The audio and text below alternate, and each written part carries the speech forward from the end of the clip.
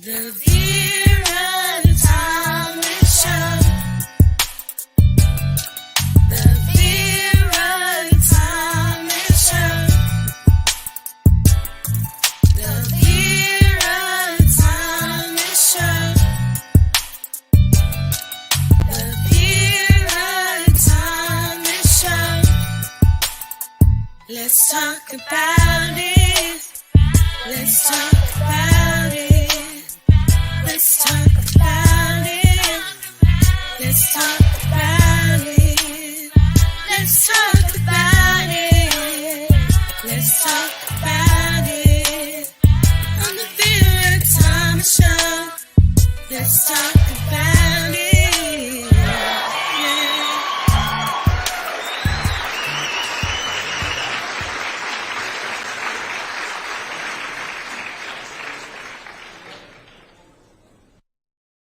Hello, hello, hello. I am very excited about my guest today. I have Christopher Fern here with me. Hello, Christopher. How are you? Hello, Vera. I am so good. How are you? I am great. I am great. And I'm really glad that you're here with me tonight. And first, I'm going to share with our audience a little bit about Christopher Fern. Christopher is an author, inventor, and entrepreneur who is pioneering a new way to make decisions on demand for both individuals and businesses. His innovative approach to the principles of psychology and philosophy crafted energy economics, a decision making system that facilitates holistic, impactful, life proof decisions. Energy economics, a decision making system that facilitates holistic, impactful, life proof decisions. I said that already and I'll say it again. Do it Energy again. economics effectively requires awareness, clarity, and bandwidth to ensure integrity at a personal, communal, and global scale. Awesome. Awesome. And you know what? I'm Thank you. going to give you a few minutes to share with our audience more about you and how you have come to doing what it is that you do Hmm. today. And of course, we're starting from childhood on up. Yeah.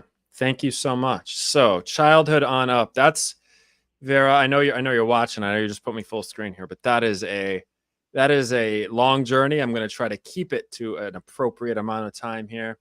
Um, my childhood, geez. My childhood.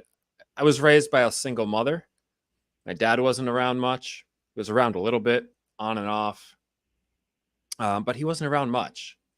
We struggled financially. My mom was an RN until she got pregnant. So then she was in and out of different jobs. She was depending on her family.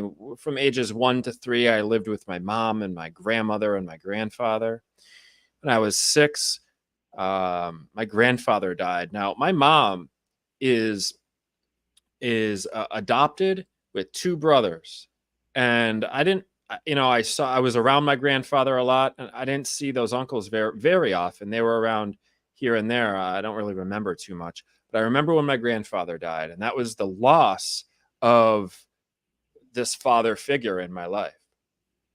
My dad was around a little bit more after that. My mom moved out of my grandmother. She moved down to Florida. I lived in Massachusetts, and things didn't go too well. She was an alcoholic. She kept connecting with various men who weren't that great. I wasn't treated very well. I wasn't. I didn't have a father figure. The father figures I had were the ones who were saying things like, you better do what I say, or you better, get good grades, or your mom told you to do this. Why aren't you doing it? So there's a lot of guilt trips. There was a lot of anger. There was a lot of resentment. There was a lot of abuse, honestly. And that affected my mom too. She ended up having to go through various recovery programs. And it wasn't until I was, geez, 13 maybe, where she finally got out of that abusive relationship. Um, and found a partner who wasn't nearly as abusive, and bought a house with that partner. And so now, throughout all this time, from about 6, maybe 7 or 8 up to 13, she was on government disability. And then even beyond that, she was on government disability. She had major depression. She was bipolar. She was in and out of the hospital several times. So my childhood was not stable. It was not secure. It did not allow me the freedom to be able to anything. Any deviation from what I should be doing, from getting good grades, from trying to function as a kid, trying to explore as a kid, trying to do anything other than the regimen was punished. The furthest I could go was into the woods in the backyard, or maybe to the supermarket about a quarter mile down the road. And I had maybe 2 friends that I can remember, not many at all. I was the odd man out in school. I wasn't really able to fit in very well. And that was all the way through high school. I did not really get along with people very much because I had a pretty bad perception of people. And now as an adult, I realized I was just projecting that on everybody else. So what that meant is that I ultimately was lonely. I was insecure. I had no stability. I didn't really feel like I had a sense of home because my mom was in and out of the hospital and I was staying with different relatives, and my grandfather died, and there was really nothing I could grab onto. As I started to get older and realize money existed, and figure out how to manage that, I watched my mom do the same thing every single month. And that same thing was trying to determine if she could afford her bills. So our life never really got above just paying the bills. You know, we had a car. At first, she was paying for this car in you know, in full, and then when she got this other partner, she got loans and stuff. But it was always about, can we just pay the bills? And what ended up happening toward the end of the month is that we ended up never having enough money, even with that partner, to pay the bills. Things were always behind. Things, we were getting shut off notices. At one point, you know, fast forward several years, I saw this pattern for years and years and years. Fast forward, and her house is almost in foreclosure, and we're just not making ends meet. And I'm watching her at the beginning of the month say we can do it, and at the end of the month say we can't. So I decided to start really looking into why that is. And I thought it was her. And then I got a salary job. And then I thought I was broken because I was doing the same thing. I was creating an estimate. I was trying to live up to it. I couldn't do it. And I would hold myself to that. I would hold myself to the commitments I made and feel horrible and end up depressed. So I thought it was her. I thought it was me. Then I was angry at the world for a whole bunch of reasons. Over time, I had to uncover the nature of how people think and realize that the world really isn't cut out. Well, I'm not going to say it's not cut out. It is cut out for something, but it's not designed for the way people operate.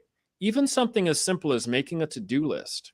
Most of the time when people, go ahead. I see you Yes, putting your finger up. yes. Before we get into all of those things, I Yeah, want to yeah. go back because Go I need back. to ask you a question. Sure. Our I saw you top, come on and I have a timer running and you gave me a time limit. And I'm like, what's going on here? She's got something to say. yeah, I do, because I don't What's up? want to miss the fact our title is ADHD and autism. And one of the things Getting there. Yeah. that um, I know that you talked about your childhood, and the Mhm. thing is, a lot of the reasons that you had the trauma that you had with your those stepfathers and in school and all those other things, and like you said, you were different. You weren't cut out of the same cloth as everybody else. I think I heard you say that. And Something like that. Yeah. similar. And Yeah. so, when did you recognize that you may have been autistic or have ADHD? So when did Seven. you? I'm 37. That was 7 years ago I first recognized it. Now, if you want to say when did I recognize I was different? Geez, 8, 9. Okay, and how did you feel feeling different? it's a tough question. How does a cat feel about being a cat, right? So what I was describing is that sense of loneliness that I Yeah. felt because I didn't really have any support. I didn't have many friends, and I was in and out of various places to say, that was just my life. I thought every kid experienced that. Okay. So I didn't really recognize. The only way that I knew I was different is because I tried to make friends and they would laugh at me or make fun of me. Okay. I was placed in special education programs with kids that, were quadriplegic and couldn't walk and can barely talk and had distortions to how they could speak. And it's like, I don't have that going on. And the teacher was in that program was like, well, you just seem a little different. I got speech therapy because I couldn't pronounce my R's. Like R's, I sounded like I was from Boston all the time. There was just a general sense of you don't fit in. But after a Yes. while, it just became that's okay. That's what it is. Okay. I didn't think about it. You know what I mean? Yes. And, I asked that question because there are children out there that may be listening that may be feeling those same kinds of ways and Yeah. not understanding that you are made differently. And Right. and that was the source. I mean, there were things as an ADHD kid or an autistic child, things happen that you really don't have any control over. It's just a part That's right. of the condition. But because people didn't understand that that was your condition, you were traumatized. And Right. so Mm-hmm. and so go ahead, go ahead. So that's what I've had to learn in this exploration of this deep dive that I was starting to talk about is, you know, um, I I connect with parents, I connect with adults who were kids at my age, and the consistent theme is that not only was it that we were lonely, not only was it that things didn't work out for us, but there's this perpetual feeling of I'm constantly being abused. I'm constantly being traumatized. I have a Facebook post that I put in a group where there's over 300 responses before the admin shut off the comments because whatever, um, of people giving me phrases and words that they would hear that perpetuate this trauma that are unconsciously being said to them, and it just perpetuated. So I was being traumatized, and the general consensus is that every day where a neurodivergent person isn't living a life that's designed for them, in other words, they're living this life made by the powers that be and held to some standard that isn't what works, they're being re-traumatized. So there's this Right. belief that we can just heal the trauma, but we actually have to heal something bigger. Yes. Yes, society for one. But but also there was another point that I wanted to make and I had a senior moment.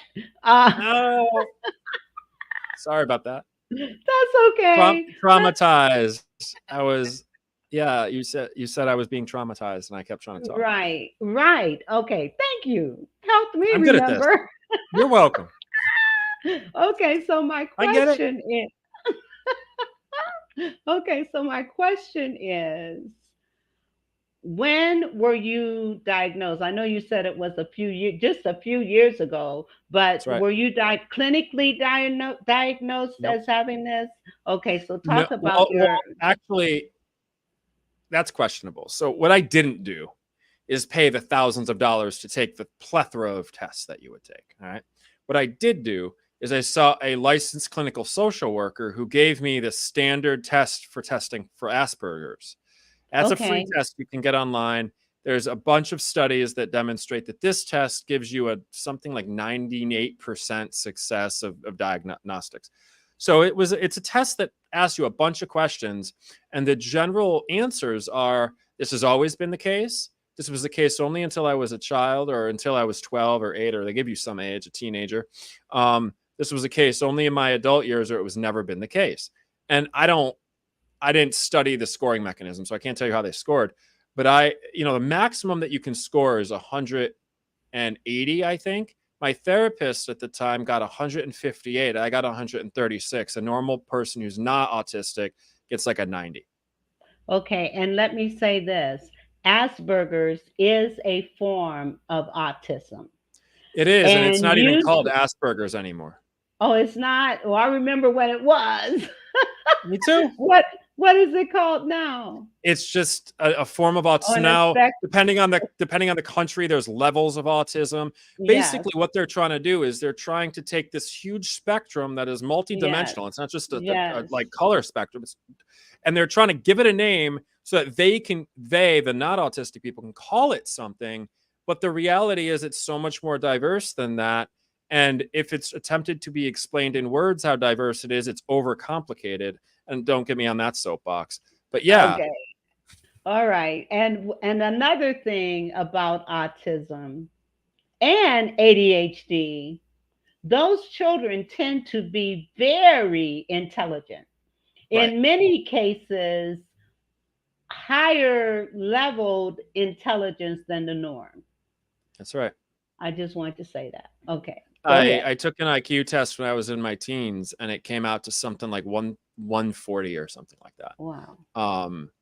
And I mean, the system that you introduced me as having, developed and built, was an attempt for me to try to figure out why something as simple as balancing a checkbook didn't work, or managing my time, or showing up to work on time, or whatever. And it sent me down so many rabbit holes.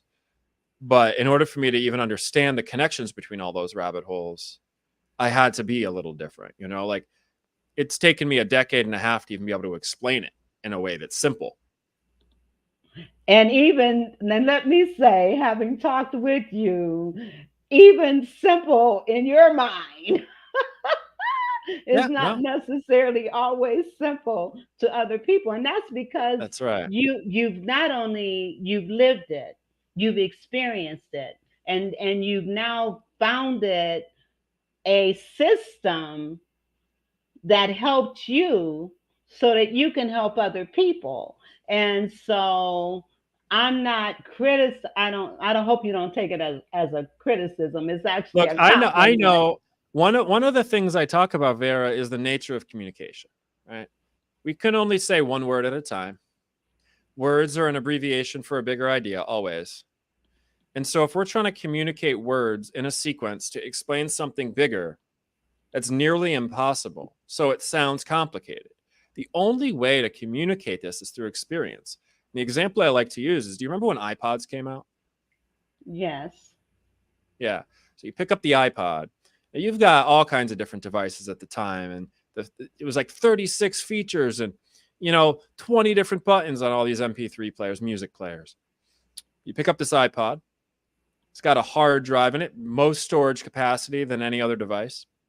And it's got two things. It's got a spinny wheel and a button. That's it.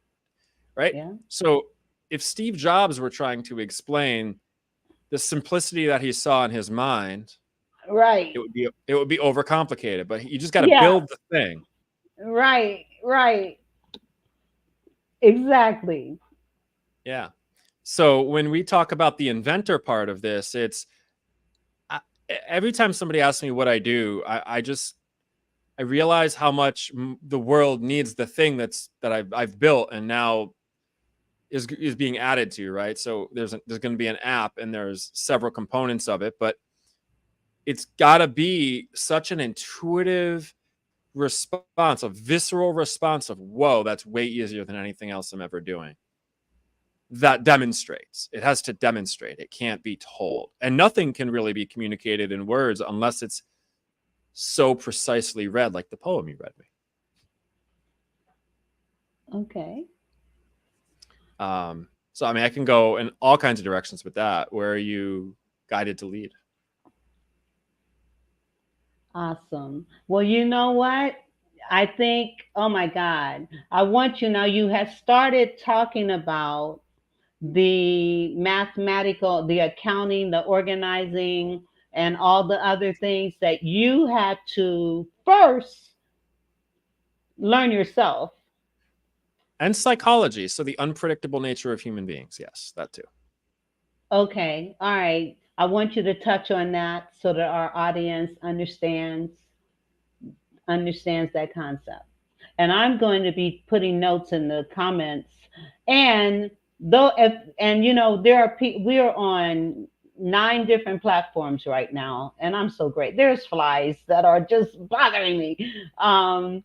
There, we're on 9 different platforms right now, and some of those platforms are not able to comment here. Those of you that can, please do and give us some feedback and let us know what you're thinking about what we're talking about. Do you know a child that was not diagnosed, but you assume some things that Chris has already talked about that you're seeing in these children? So comment, please, and like, share, and subscribe to the Vera Thomas Show. All Thank right. you so much, Vera. So I'll start by saying this. This one of the signature things that I find in every neurodivergent person I speak with, whether it's ADHD, autism, Asperger's, whatever box we're talking about, is the common thread of being able to see relationships, see patterns, goes beyond that, see the same patterns across several different domains and practices and areas of life. So for me, it wasn't, oh, I'm going to study mathematics. I'm going to study accounting and accountability. I'm going to study, finance. It wasn't a separate thing. It was, I was seeking one way of relating myself to the rest of the world. That's the theme from childhood out, right? But that comes with expectations. What does the world expect of me? What do I expect of myself? And can I be in integrity with that? And that's a very complicated question because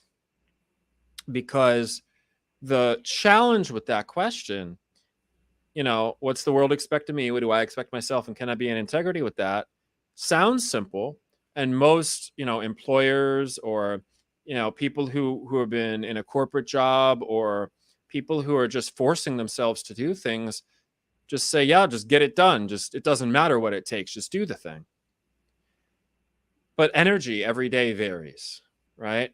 Motivation varies. What I had to realize in all of these studies is that not only does energy vary and motivation vary, but based on different times of different external forces and internal forces, one time of the day might be the best day for me to sit down and write code. But if I try to do that 12 hours later, the code's going to have tons of bugs in it. It's not going to be as effective. So I had to first look at the trends of myself over time and see what I was best for at what time, both of day and over time. So I had to start to see these cycles. Of course, everybody Now, said, go ahead. now That's like, mhm. this applies to everybody. Oh, it applies to everybody. And neurodivergent people are far more sensitive to it. And there's a Okay. reason for that. I'm going to circle back to that in a second. Okay. So it And applies to everybody. one other thing, when you say neurodivergent people Neurodiverse. Yeah. or Right. neurodiverse people, you're talking about people that have autism. Are you talking about any other condition as well? Generally, what I found is that a lot of the other conditions are symptoms of the same set Okay. of cognitive, neurological conditions. And Okay. again, I'll come back to that in a second. Don't But forget. I won't forget. But Okay. what I am very good at not forgetting. I've had to train that into myself. But what I now you got me forgetting. See that? What I also had to realize. Okay, so there's some changes within myself. There's some times I'm best suited to do things, but then like these expectations from the outside are they're relentless. They're absolutely like they're generally very unforgiving. I had several roles in my professional career before I became an entrepreneur where if I was 2 minutes late to work, I'll get written up. They're very high demand. And those are very like most people don't stay in those roles because they compromise those cycles, like compromise human nature to have to be that rigid all of the time for an extended period. Yes. And And it's unfortunate that most people are in jobs with that kind of stringent right. regimentation. Yep. And to divert from it causes problems for Yep. them. And Well, so we that's go that's ahead. the interesting part, right? So I believe that a lot of us humans have been traumatized into societal expectations, so much so that they're out of sync with their own cycles. What does Yes, that I mean? It means agree. that self-harm is happening, disease is being created, and there's Disease, a yes, whole bunch. That's a whole other conversation. But it is. I had to look at myself. The founding question to all this work was, why is it that when I do my financial projections, because I'm on a salary at the time, I'm like, I know how much I make, I know what I have to spend. Why is it that when I say I should have $500 at the end of 3 weeks or 4 weeks, I have negative $500? And of course, you could say cut out extra spending and all this stuff. So I did. And I found I felt like crap. And I would sabotage other areas of my life. And then it became this question of a relationship. It's going to be another thing I'm going to type in, a relationship between human nature and human desire and the structure that has to contain it. So for me, it was about, all right, well, I need this regimen. I need this uh, plan, this discipline. But I also recognize that the discipline itself makes me want to deviate from the discipline. That And was, is that because of the condition? I wouldn't say so. People want novelty Okay, and people want routine. Those two things contradict. okay. Yeah, Those are they things do. that everybody wants in different degrees. And again, there's one factor that really makes all of this be the condition. And I will again, I'm going to come back to that. I'm kind of saving that for the end, because you may notice that the things I'm describing, I keep saying, oh, this is true for everybody. But when we consider this one factor that I'm going to come back to, the scales really tip and everything starts to make sense. So that was my first exploration into psychology. I was like, why is it that my expectation for myself, founded on what should be reasonable and logical, which is apparently the only truth that's what I'm told anyway. It just makes sense, or it should make sense, or science says this, or whatever. Like, why is it that I would show up and have a different response? And why is it that I would feel bad when I tried to manage myself? Or why is it that I would feel okay about going to get takeout a bunch of times? Like, what's that about? So I'm starting to look at the psychological nature of people, and that's when I started to discover things like cognitive biases, which, think of them like distortions in our perception, right? So there's a common example that's almost everybody has seen, where it's two lines and one line has arrows like this and the other line has arrows that point the other way, and it says which line is longer. And even if you know the answer, and the answer, by the way, is they're both the same length, but even if you Right, know the answer, one line looks longer than the other. And that's right. a distortion in our perspective. There's another one that looks like railway ties, with lines spaced evenly, and two lines kind of coming together in the distance, but they never touch. And it takes two of those lines and it says which lines are longer, and they're both the same, but no matter how hard you look at it, you don't see it that way. So those weren't the examples, but those are the examples I use today to describe a collection of failures in our, I call it failures in our thinking machinery, or distortions in our perception. This is true for everybody. Everybody has these distortions. These are cognitive biases, and there's cognitive biases that affect how we remember things, and cognitive biases that affect how we project the future, and cognitive biases that affect how we interpret information. The confirmation bias is one that a lot of people know. There's one that a lot of people have also heard of called the Dunning-Kruger effect. It's the effect where you overestimate your skill in something when you just start to learn it, right? And then over time, you end up in this depression where you're like, I know nothing, and then it starts to edge its way back up again. Entrepreneurs experience that a lot of the time. So there's all this matrix, there's over 200, 300 some odd different biases. There's a great article that I can send in a little bit when I'm not in the middle of a story. I'll pull it up and send the link in the chat. That goes into all of these and maps them out in a really cool way. But understanding that then gave me a sort of algebraic equation. And I was always good at math. But it wasn't until I got to calculus that I was good at math, for reasons that I don't know that we have time to nerd out about necessarily. And actually, right now, I need to take a break.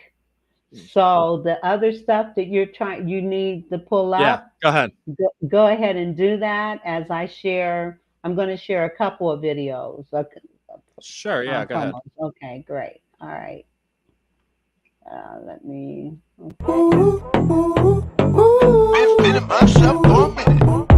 Hallelujah. Hey there, Jason McNamara here, and I'm about to drop something truly game-changing your way. Are you tired of the same old 9-to-5 grind? Feeling stuck in obtaining the life you deserve and craving something more? Well, listen up, because I've got something you will not want to miss. Introducing the No More 9-to-5 Club Professional Membership, your ticket to freedom and success in the entrepreneurial world. With our professional membership, you'll get access to weekly coaching sessions, pre-recorded trainings, and a vibrant community of fellow game changers.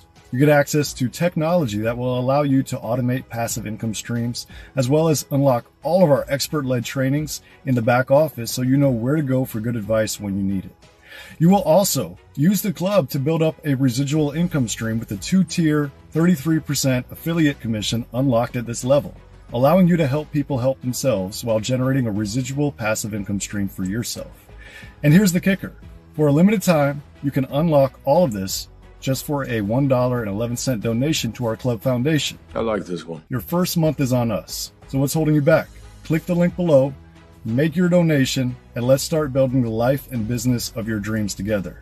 Here at the No More 9-to-5 Club, we're all about turning dreams into reality and smashing through those glass ceilings. That's what I'm talking about, Jake. Whether you're a seasoned entrepreneur or just starting out, we've got the tools and support you need to thrive and evolve.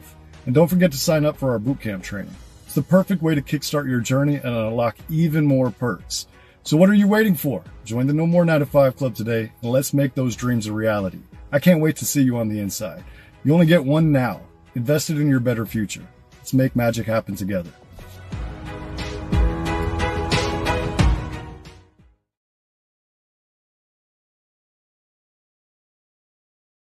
No more 9 to 5. Let me tell you, if you want to connect with like-minded people, positive people that have purpose and passion and are driven, just as Christopher is, that's how we met at No More 9 to 5.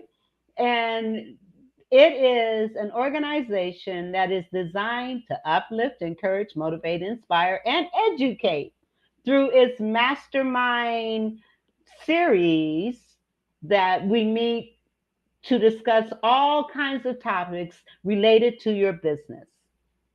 If you are looking for residual income, there are resources and options that you can find out about through No More 9 to 5.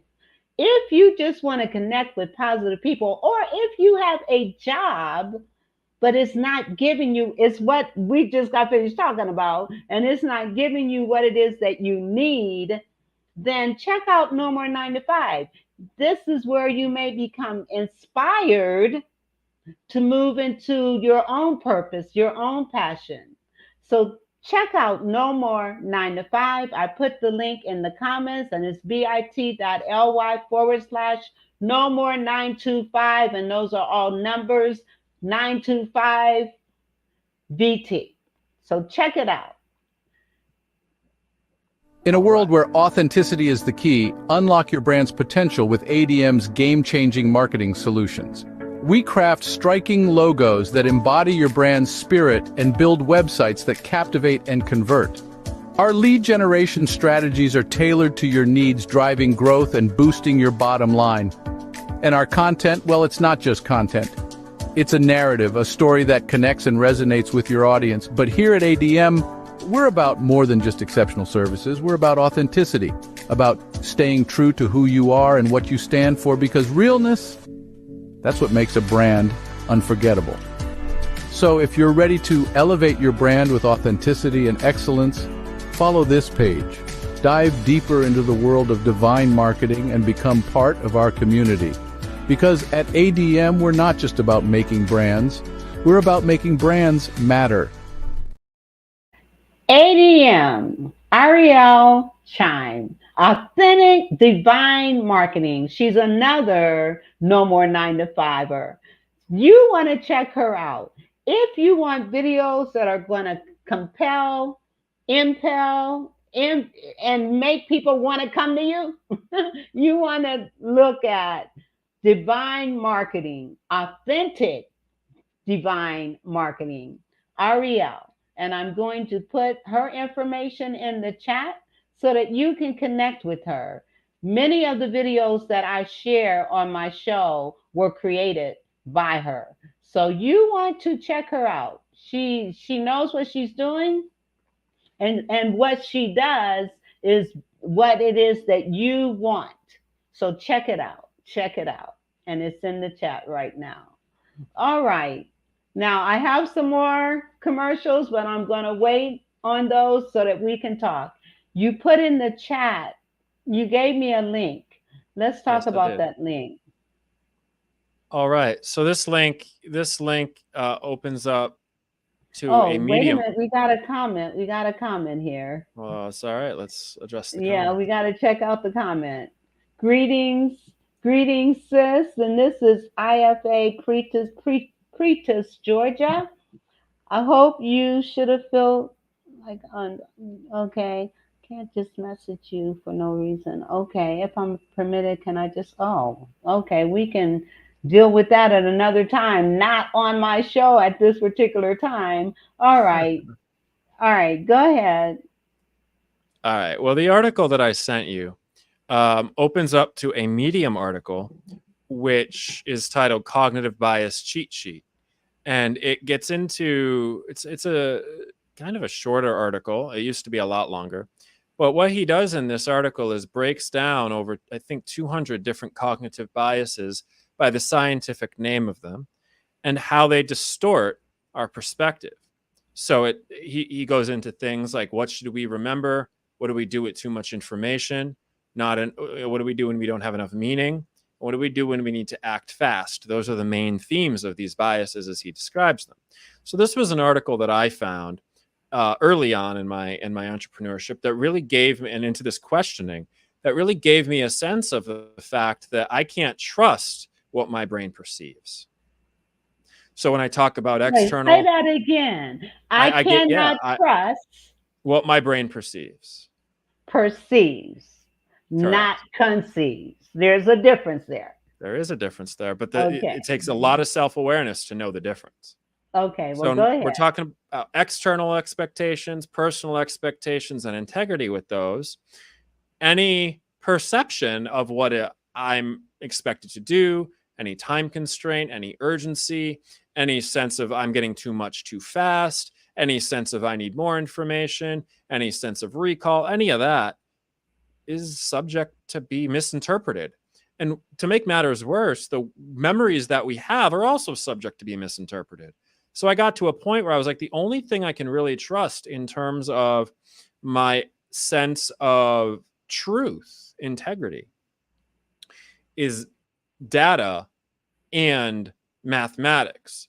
But we have all the So what you're saying is the only thing you can trust are facts and evidence. No, that's why I said mathematics. So I was just about to say, we have all these other changing variables about being a human, changing energy levels, changing motivation levels. I want 2 weeks from now, I'm going to want a bunch of different stuff than I want right now. So when I said mathematics, and I was talking about calculus and algebra earlier, what I had to do is see these biases as an algebraic equation that dealt with changes in time, changes in energy, changes in motivation, and start to, that was the beginning. So you asked what was the beginning? That was the beginning, where I had to start to see all these different factors that go into decision making and start to see relationships in a predictable way but not a way that I could predict. In other words, And I have to say this. that's fine. I can go on for ages. What do you got to say? I know you can. But the thing is, you took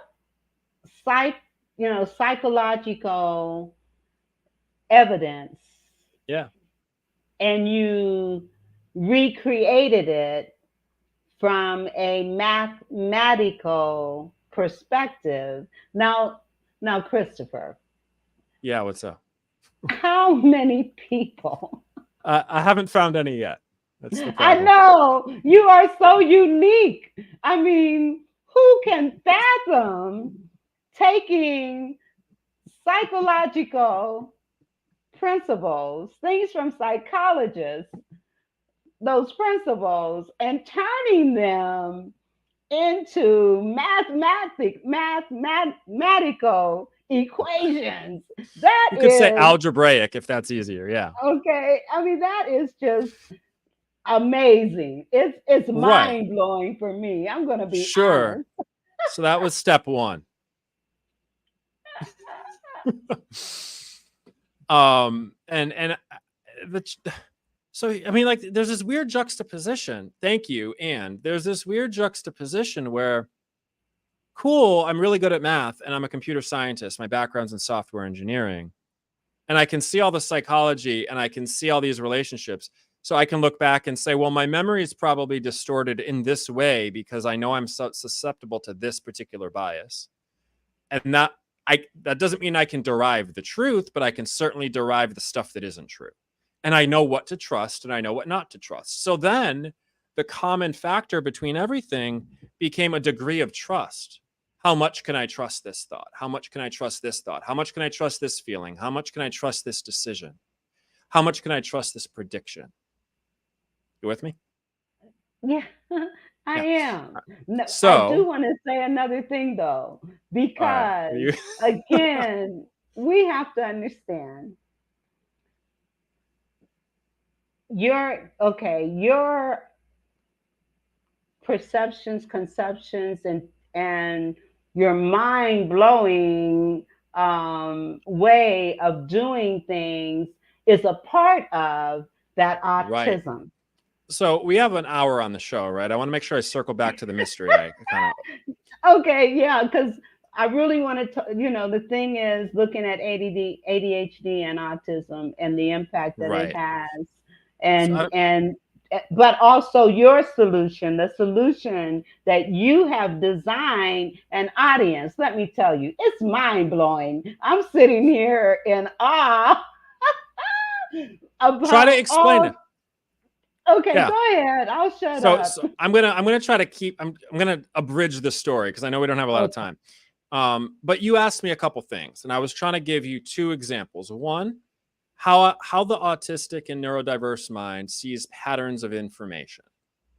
So for me, I had to see the patterns in my inaccuracies and my poor estimates to even go looking at psychology. Then I applied those same patterns to psychology. Then I applied those same patterns to trust. And then I applied those same patterns to time and to energy and to all these things over time. I'm not going to walk you through everything. But now what I've had to do is realize I'm not going to walk up to somebody on the street and explain the circuitry of the first iPod. Nobody gives anything about that. Right? So what I have to do is build a set of tools that convey the wisdom that I figured out. And that's the inventor entrepreneur part. So there's an app that's in development. There's a demo of it available. I'll send you the link right now. There's a demo of it available. You can request you have the Meet link. So we could do that. If anybody's interested in a demo, you could put up that link. It's by request only at this point. It's a private app. Okay, so well, I'm definitely interested in looking at it. I'm not gonna lie. And that's only one of 4 apps that combine to form, like, how the iPod and the iPad was like, oh, we have apps now. And that was the first thing to have apps, right? So it's a system, as you said, that takes all of the 16 different factors that go into decision-making, including the past, the present, the future, including cost and value, including context, including space, time, energy, and money management. Takes all, those are all the factors. There's 7 different dimensions of these factors. So you can't keep it all in your head. And that's going to be the bridge to the difference that I was talking about. You can't keep it all in your head. Nobody can. So I've had to find the system of equations between all of these, and then a way to create a psychological response to a very efficient system of equations. So when you use this demo, we pick one context. So we pick one scenario or one intention, and we just brain dump all of the parts of that thing. It might be stuff you have to do today. It might be a business strategy. It might be people to call. It doesn't matter what it is, but taking only 2 of those 16 factors and just showing how just with those 2, we can be even more effective. The rest of the little apps are okay. Yeah. That stems back to when you said, and you are showing a perfect example of the comment where you said common thread with autism is seeing the same patterns in all domains of life, which is what you're talking about right now. This app that you've created will allow people to look at each thread in their lives and their decision-making process for those threads. And be able to then, the app will help you make a decision without all of the stress that we experience, but just take for granted about making decisions. Because again, a cat doesn't know it's a cat. So if we're just so used, if I'm so used to being alone in school all the time that I thought it was my normal, and everybody is so used to these ways of trying to make decisions that they think it's just the way it is. It's not. It doesn't have to be the way it is. But who even knows the potential that's available until you feel it, until you pick up that iPod? So yeah. So I want to come back to this like secret I've been holding, because that's a great transition to that. And I know you got more videos to play, so I'm going to do this pretty quick. Okay. The idea of we can't keep all these parts in our head. Now, everybody, like none of those factors that I've identified are autistic only or neurodivergent only factors. They affect everybody. Time affects everybody. Energy affects everybody, right? But the wiring of a neurodiverse brain is such that I like to use a metaphor of a table, a physical table. Everybody's put stuff on a table to organize it, or a floor or something. And for most people, they have the ability to do that with a fair degree of ease, unless you're an incredibly disorganized person, at which point then this metaphor works really, really well. For a neurodivergent person, not only do they have a smaller surface relative to everybody else, but as they add more onto that surface, it continues to shrink because of the wiring in the mind. And specifically, I'm talking about the limbic system connected to the amygdala that causes a stress response. And we all know stress is bad for you, creates panic, creates problems. So imagine trying to organize stuff, but every time you put something on the table shrinks, and you start with a smaller table. Okay, so when you are, okay, so in a neurodivergent person or an autistic person, in their mind, the table is actually shrinking. Is that what you're saying? It's working memory. Yeah, it's working memory. So they don't think of a table. Like I don't think of a table. It's a metaphor. But the idea is we all have working memory. We all keep stuff in our head. Like for my ability to hold this idea is working memory. But there's less available working memory in neurodivergent people because of a whole lot of things.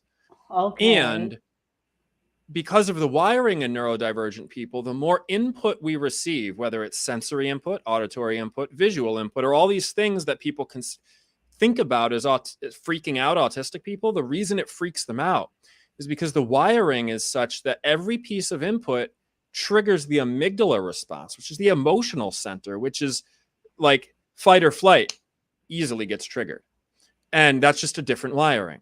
So you and I both know the impact of stress, and the more stress you have, the less prefrontal cortex brain ability, the less working capacity in your brain you have, the less focus you have, the less, right?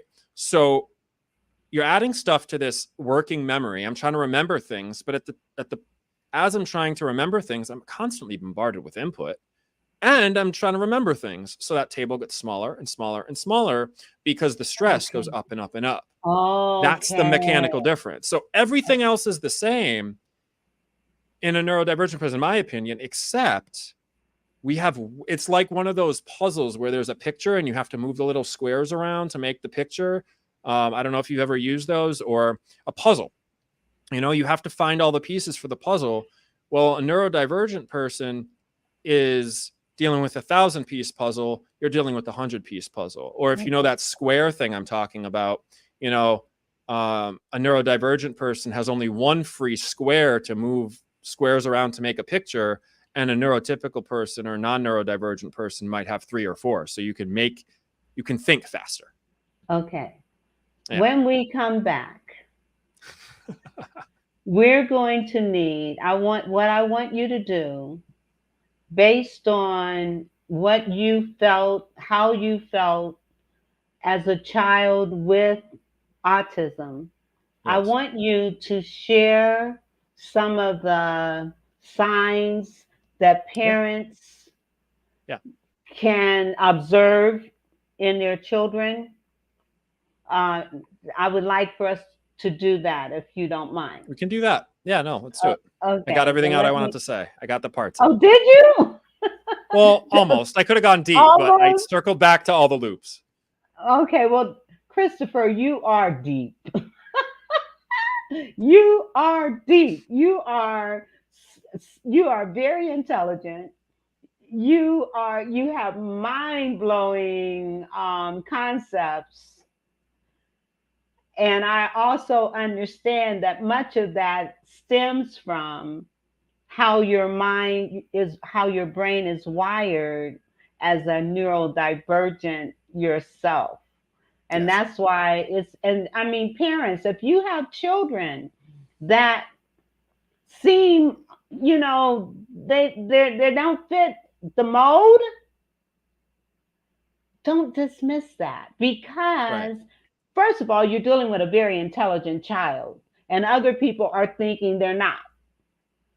But neurodivergent people are super intelligent, whether it's ADHD or autism. Most are super intelligent, and they just need to be guided in the areas of their strengths and their purpose and their passion. All right, I'll be right back. Yeah, we'll be here. Mama Knows creates high-quality products that are available to be used on multiple textures of hair. Her goal is to bridge the gap, to stop people from having to use multiple products because of families with multiple hair types. Her products are currently being used on men, women, children of all ethnicities. Mama Knows products are available at www.mamaknowsproducts.com. That's www.mamaknowsproducts.com. You can also find her on Instagram at Mama Knows Products, because Mama knows what you need.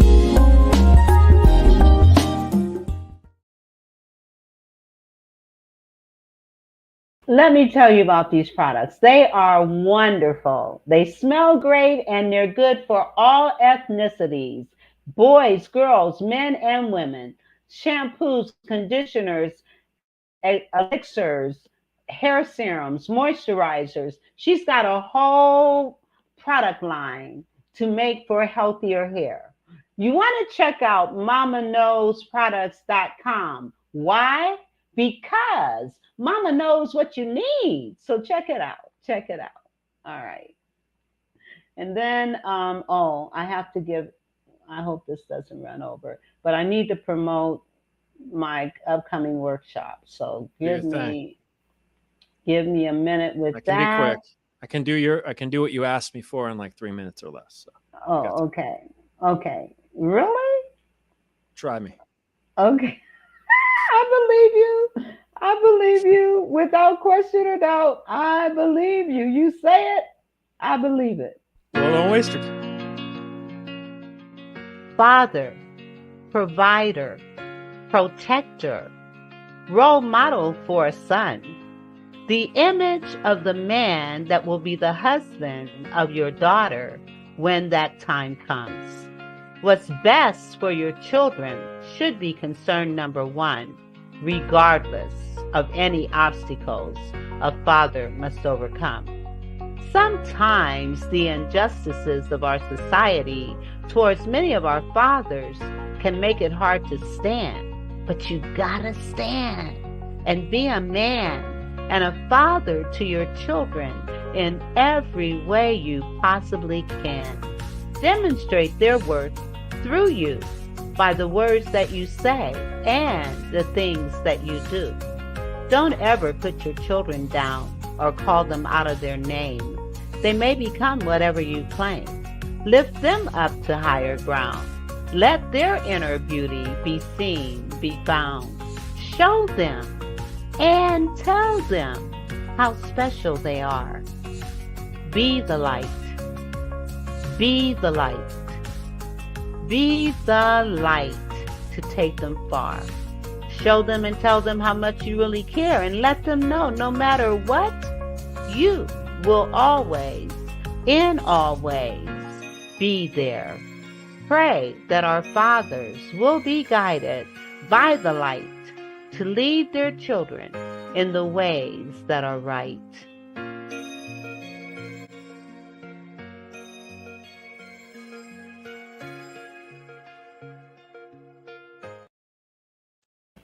Well, let me tell you, I have created, based on research and science, a comprehensive mastermind for fathers called Nurturing Relationships, Strengthening Bonds.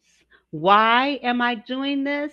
Having grown up without my biological father and having a father model that was physically, mentally, and emotionally abusive towards me, I have developed this program to help fathers understand the importance in their children's lives. I used to drive Uber and I would pick up girls at 2, 3, 4 o'clock in the morning, and I would always ask them, what type of relationship do you have with your father? And 3 to 4 out of 5 would say to me either they had no relationship with their father or they had a bad relationship with their father. And for these reasons, I have developed this mastermind. You can get free tips and register at bit.ly/tips for fathers. All right. All right. Back to you.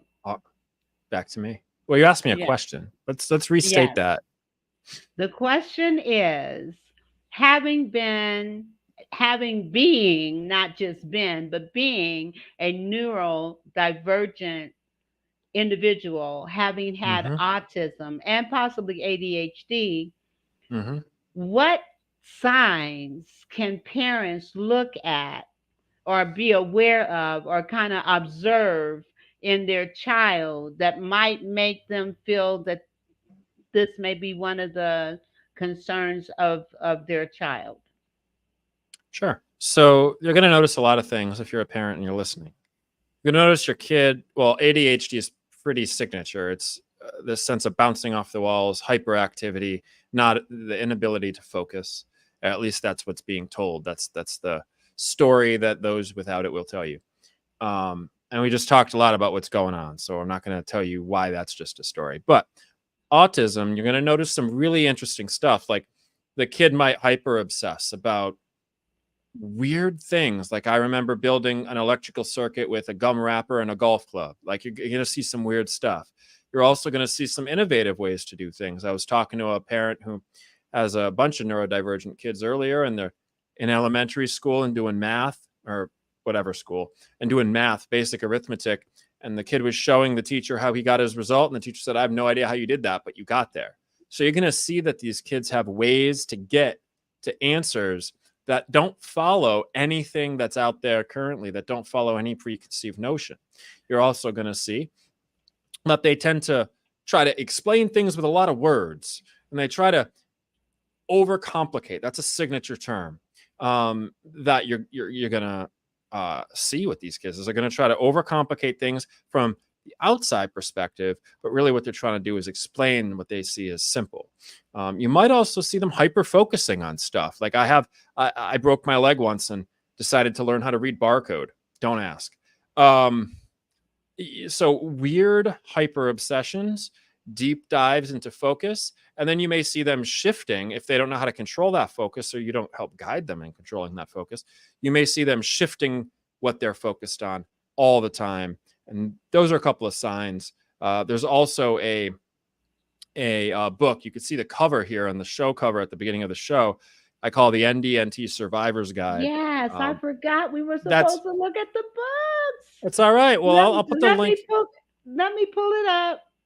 It is in the Facebook group as well. Right now, you may not be able to get to the page, Vera, for reasons. Okay, but you also you can pull up the book. Yeah, so that's awesome. So that gets into if you're more interested in the wiring in the brain that I talked about, that is the ADHD and Autism operating system. I've pulled together tons of research, scientific studies that describe the fMRIs and the lighting, how things light up in the brain, and under different stimulations and under different conditions for neurodiverse and autistic people.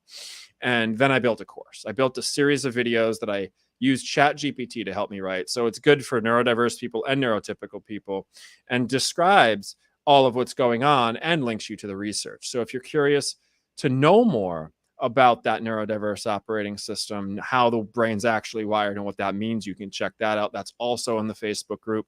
The other book cover I gave you, I call the Survivor's Guide, because it starts off talking about that table metaphor that I described earlier, and then gets into a couple of different ways that we can cope. That's coming up with a version 2 pretty soon, another revision. Okay. So. You know what? We could talk for hours. and for about an hour and a half, though. So, but I think you've given some very valuable information. You've given some tips, and you've given an explanation for how a neurodivergent mind works. You know? Yes, ma'am.